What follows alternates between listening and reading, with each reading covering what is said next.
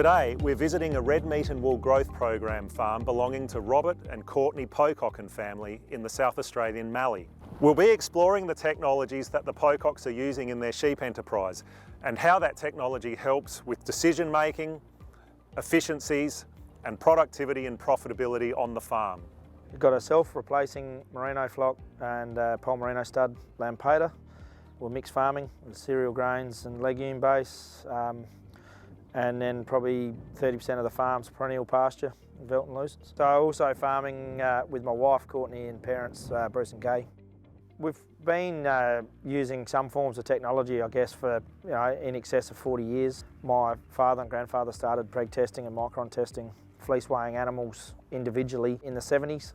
So we've just evolved now through to using RFID technology to streamline that and increase the accuracy of data collection. So there has been no major changes in what we're doing as such, but the way we're doing it using the technology to make it more efficient and quicker.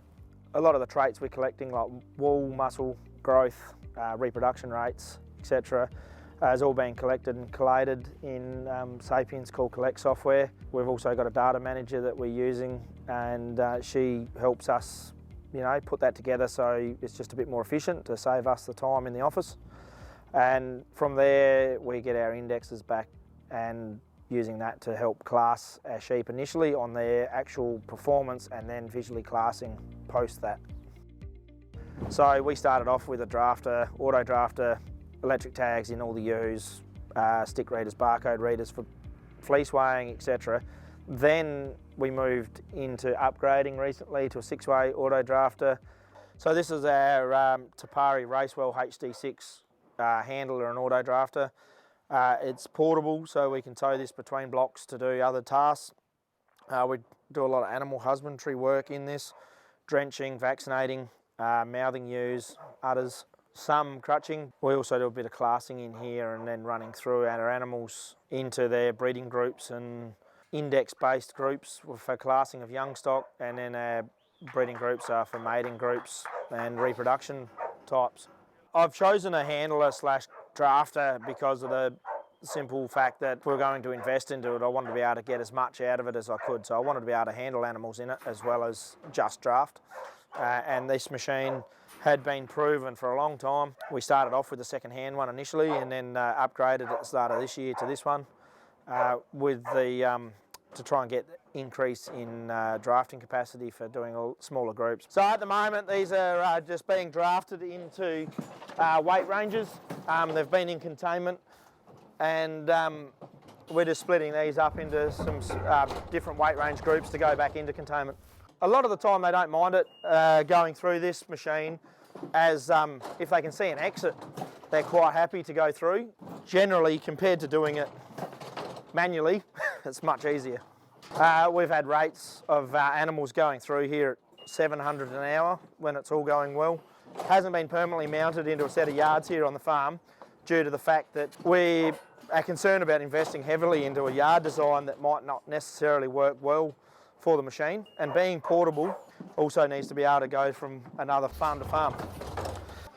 So at the moment, it's quite easy to mouth sheep, needling just in behind the ear, drenching, udder work, and then the other features of this machine, which is what we can do is tilt a sheep over as such to then come in here and crutch and do other work. We wean our lambs through here so they get their vaccinations. We get a weaning weight and also take tracks of it. The beauty of it is that when we're needling in it, we're not wasting any vaccinations. They're all hitting the mark. It's better for the animal and cost control as well, that we're not wasting product. Often use the analogy of an auto drafter against a auger, is that the tonnes of grain moved per cost of unit versus the animals going through a handler. I don't think it actually gets calculated per unit going through the machine. And a $30,000 auger and a $30,000 sheep handler at a lot of farms would have a lot of sheep go through the handler more so than tonnes of grain through the auger, and don't hesitate buying an auger. So that's just a thought.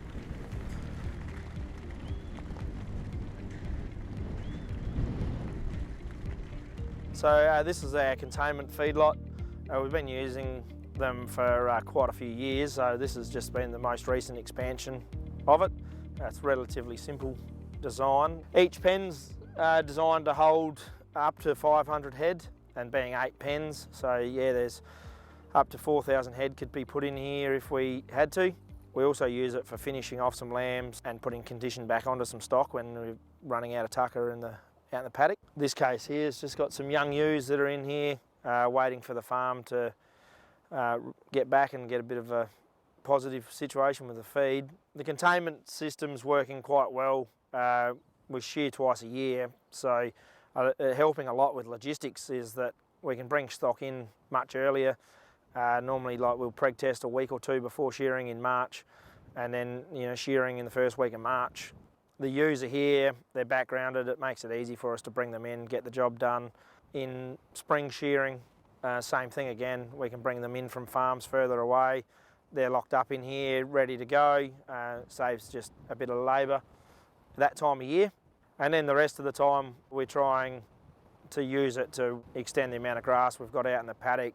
Obviously in a good year when feed's in an abundance, this should be empty. Luckily enough, we've got a large enough cropping program for our sheep enterprise that we can store enough grain and produce enough hay ourselves regularly on farm to support the containment feedlot, as well as having a commercial sales of grain and hay.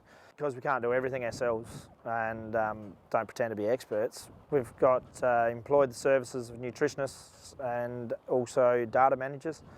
That's to really get outside advice that will provoke thinking as well as management decisions. Going into the future, we're looking at using satellite imagery to monitor our cropping enterprise as well as pastures if we can. The idea there is to see where they're grazing and what they're grazing spatially, and then get an understanding of what the stock are preferring to do and graze and how they do it.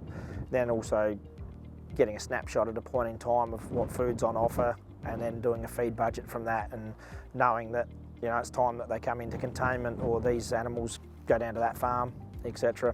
And try and work out a bit of a history of what paddocks can produce. So try and get tons of pasture grown each year out of a paddock to know what its true carrying capacity is compared to its neighbouring paddock.